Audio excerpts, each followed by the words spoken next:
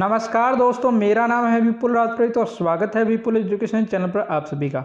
कक्षा 9 के विद्यार्थियों, हमने आपकी जो नई बुक लगी है जिसका नाम है राजस्थान का स्वतंत्रता आंदोलन एवं शौर्य परंपरा, तो इस बुक को हमने प्रारंभ कर दिया है। इस बुक का पहला पार्ट हमने 3 भागों में पढ़ लिया है। आपने वो नहीं देखा, आई बटन में लिंक मिलेगा, आप जाकर देख सकते हैं। आज हम पाठ नंबर 2 शुरू कर रहे हैं, राजस्थान के क्रांतिकारी।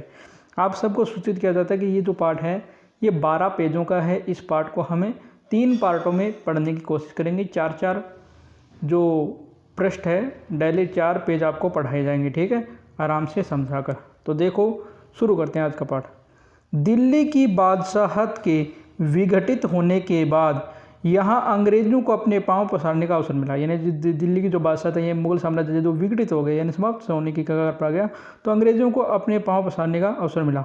राजस्थान में सामंतवाद के सबसे क्रूर और घृणित रूप अंग्रेजों के शासनकाल के दिन है। यानी जो राजस्थान में सामंतवाद सबसे क्रूर और घृणित हुआ था वो अंग्रेजों के शासन में हुआ था। परंतु इस काल के आरंभ होने के साथ साथ उस शासन का विरोध भी आरंभ हुआ। लेकिन जब ये काल प्रारंभ हुआ था, इसके प्रारंभ होने के साथ साथ इसका जो शासन है इसका भी विरोध होना प्रारंभ हो गया। इस दौर के अनेक साम्राज्य विरोधी कविताओं का संबंध भरतपुर से है। यानी उस समय की जो साम्राज्य विरुद्ध जो कविताएं हैं वो भरतपुर से लिखी गई। मराठा सरदार होलकर ने यहाँ शरण ली थी। जो मराठा सरदार होलकर है उसने भरतपुर में शरण ली थी। भरतपुर के राजा रणजीत सिंह ने अंग्रेजों से संधि के बावजूद होलकर को अंग्रेजों के हवाले करने से इनकार कर दिया। यानी जो भरतपुर का राजा रणजीत सिंह थी उसके अंग्रेजों से संधि थी, लेकिन उसके बावजूद उसने होलकर को अंग्रेजों देने से मना कर दिया। इस पर अंग्रेजों ने भरतपुर पर हमला किया। यानी इस पर जो है अंग्रेजों ने भरतपुर पर हमला किया। आछो गोरा हट जा, राजा भरतपुर को रे गोरा हट जा, भरतपुर गढ़ बांको किलो रे बांको गोरा हट जा। भरतपुर से संबंधित ये कविता कविराज बांकीदास की है। यानी ये जो कविता है ये बांकीदास ने लिखी थी कि आछो गोरा हट जा, यानी जो गोरा है वो तू गोरा, यानी अंग्रेजों का आगे कि गोरा हट जा, राजा भरतपुर को है रे गोरा हट जा, यानी ये राजा भरतपुर का है, तू गोरा हट जा। भरतपुर को गढ़ बांको, यानी भरतपुर का जो गढ़ है बांका यानी अनोखा है, किलो रे बांको गोरा हट जा।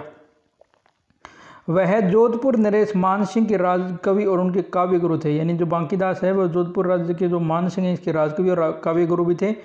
उनकी ग्रंथावली नागरी प्रचारिणी सभा से 3 खंडों में प्रकाशित हो चुकी है। यानी जो ग्रंथावली है वो नागरी प्रचारिणी सभा से जो है 3 खंडों में यानी 3 अलग अलग भागों में प्रकाशित हो चुकी है। इनकी लिखित संकलित, ये नी की लिखी और इनकी द्वारा संकलित है। राजस्थान में 2700 ऐतिहासिक वार्तें भी है। इसमें राजस्थान में 2700 ऐतिहासिक वार्तें भी है। विभिन्न भाषाओं की जानकारी के साथ साथ साहित्य का भी इन्हें बहुत अच्छा ज्ञान था। यानी इन्हें जो है अलग अलग भाषाओं की जानकारी के साथ इतिहास का भी ज्ञान था। इनका निधन जो है 1833 में हुआ था। उत्तन विलायती किलकिता कानपुर आविया, ममोई लंक मद्रास मेला, यलम धुर वाहन अंग्रेज वाटन चला, भरतपुर उपरा हुआ मेला। यानी इसमें कहा गया है कि विलायत से आकर अंग्रेज अपने इल्म के बल पर यानी अपनी ताकत के बल पर कलकत्ता, कानपुर, बम्बई और मद्रास तक अधिकार करता चला गया है और वह भरतपुर पर चढ़ आया है। ये सब नगर जिस देश में है उसका नाम भारत खंड है। अंग्रेजों ने जो फौज बटोरी है वह इसी देश के विभिन्न प्रदेशों के लोगों से बनी है। आगे देखो, सेना रिजमेंट असंख्य मल टाणमा तणे संग, भड़ तिलक बंग किलंग ताणा मिलिया, अभंग जंग भारत खंड, पारका उसर ओवे, मारका वजद रे दुरंग मिलिया। कविता में उल्लास का स्वर है क्योंकि अंग्रेजी आक्रमणकारी विजय नहीं हुए थे। और गीत की 2 मजेदार पंक्तियां है कि थया विलहीन लश्कर फिरंग थान रा, चीन इनान रा इलम चीलिया। यानी फिरंगिस्तान का यानी जो फिरंगी मतलब अंग्रेजों का लश्कर जो है बलहीन हो गया है। चीन और यूनान से जो इल्म सीखा था वह भी व्यर्थ हो गया है।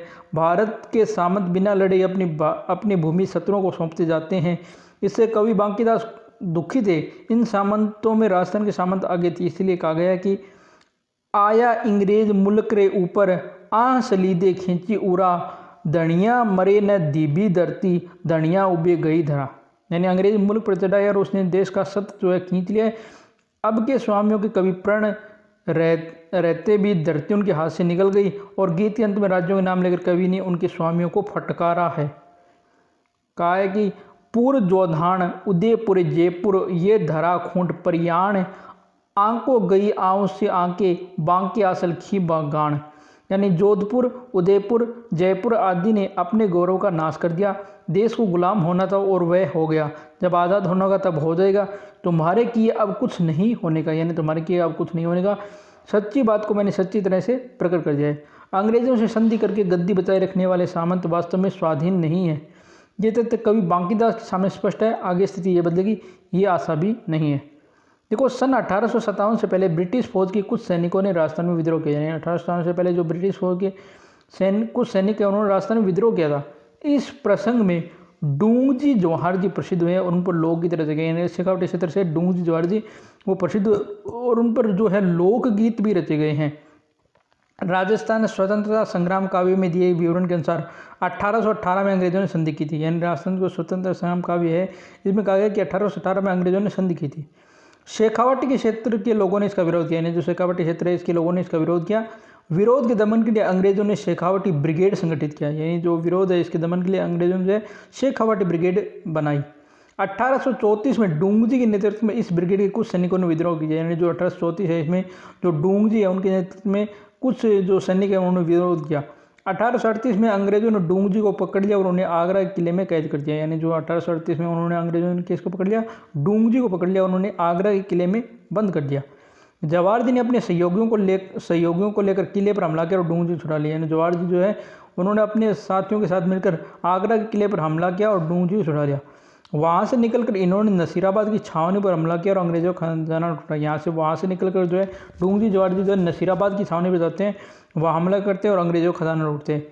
इससे उनके साहस और शौर्य की कथा सर्वत्र फैल गई। यानी इनके जो साहस और जो वीरता की कथा है वो हर तरफ फैल गई। अनेक समकालीन कवियों ने उन पर कविताएं लिखी हैं। उस समय के जो समकालीन मतलब उस समय के जो कवि है उन्होंने उन पर कविताएं लिखी हैं।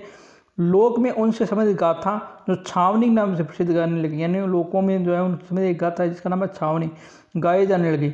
अंग्रेजों के विरुद्ध वीरतापूर्ण कार्य से प्रेरित होकर जो लोक कविता रची गई वह इस तरह राजस्थान की जनता के नव जागरण का माध्यम बनी। यानी जो भी अंग्रेजों के विरुद्ध जो वीरतापूर्ण कार्य से एक कविता रची गई थी वो राजस्थान की जनता में नव जागरण का माध्यम बनी। 1857 का स्वागत कवि सूर्यमल अथवा सूरजमल ने किया था। बीरम वर्षा बीत योग गण चौचंद गुणीस बिस हिर तिथ गर जेठ बद समय पलट सी शीस। हिंदुस्तान में अब कुछ परिवर्तन हो गया है, अब कुछ उथल पुथल हो, इस आशा आकांक्षा में संवत 1914 एक वर्ष तो मानो यानी युग के समान लंबा होकर आखिर बीत गया। पर नए साल के आरंभ होते जेठ बद्दी पंचम और गुरुवार के दिन समय रूपी विष दरे नाग ने यानी अंग्रेजों देह में अपने जहरीले दांत गाड़कर एकदम पलटा खाया है। जेठ में नए तो संवत यानी 1914 समाप्त हो सकता है, नहीं 1857 आरंभ हो सकता है। संवत जेठ बद्दी पंचमी वह दिन है जब युद्ध आरंभ हुआ। काल सर्प ने अंग्रेजों को डस कर जिस दिन पलटा खाया।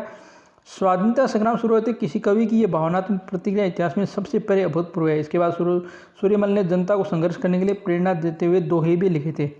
सूर्यमल की जो उत्कृष्ट कृति वीर सतसई के संपादकों में उसकी भूमिका में कवि पर सन 57 के संग्राम का प्रभाव स्वीकार करते लिखा कि जिस समय सतसई का निर्माण हुआ उस समय देश में जो है 1857 की क्रांति की जो विद्रोह की जो ज्वाला थी वो भड़क रही थी।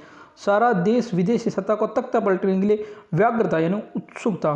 गदरकालीन परिस्थिति का कवि पर बड़ा स्फूर्तिदायक प्रभाव पड़ा। यानी जो इस परिस्थिति का जो है कवि पर बहुत बड़ा प्रभाव पड़ा।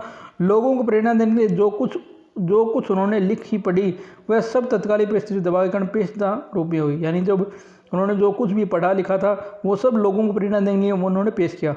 सूर्यमल स्वाधीनता संग्राम से प्रभावित उन्होंने साहित्यकारों के अलावा उनके राजनीतिक संगठनकर्ता भी थे। यानी जो सूर्यमल है वो स्वाधीनता संग्राम से प्रभावित उन्होंने साहित्यकारों के अलावा उनके राजनीतिक संगठनकर्ता भी थे।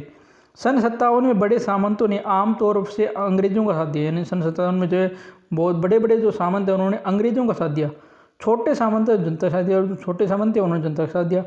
देश पलटनों के विद्रोही सैनिकों ने इन सामंतों के साथ लेकर अंग्रेजों से जो देशी पलटने थी उनके जो विद्रोही सैनिक थे उन्होंने उन छोटे सामंतों के साथ मिलकर अंग्रेजों से युद्ध किया। ये विशेषता अव्वा के युद्ध में साफ दिखाई देती है। यानी जो अव्वा का युद्ध होता है उसमें साफ दिखाई देते हैं।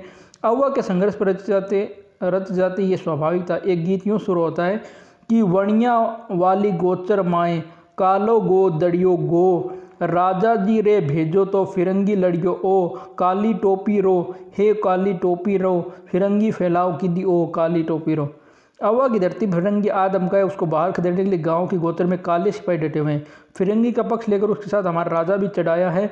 गोरी देह वाला ये फिरंगी निरंतर फैलाव करता जा रहा है। ऐसे ही एक कवि गिरवरदान थे, इन्होंने अव्वा युद्ध के दौरान 3 छापे लिखे हैं। पहली पंक्ति है, बरती 14 बरस पड़दे इल बुध अपाए, यानी यहाँ ये 1857 की धरती पर जो उत्तर पूर्व उसके और संकेत है। अंतिम पंक्ति है, आज़ाद हिंद करवा उमंग निडर अव्वा नाथ रे। ये कवि ने बड़ी सूझबूझ से अव्वा के स्थानीय संघर्ष को जो है भारत की आज़ादी की जो लड़ाई से है उसको जोड़ा है। भंग के बाद जो स्वदेशी आंदोलन जोर पकड़ा था, उसके साथ ही सशस्त्र क्रांति के प्रयास भी आरंभ हुए थे। यानी जब बंगाल का विभाजन होता है उसके बाद उस स्वदेशी आंदोलन उसने जोर पकड़ा था और सशस्त्र क्रांति हुई थी, और यही प्रयास राजस्थान में हुए। उनकी विशेषता यह कि वह आरंभ में समाज सुधार और शिक्षा प्रसार से जुड़े।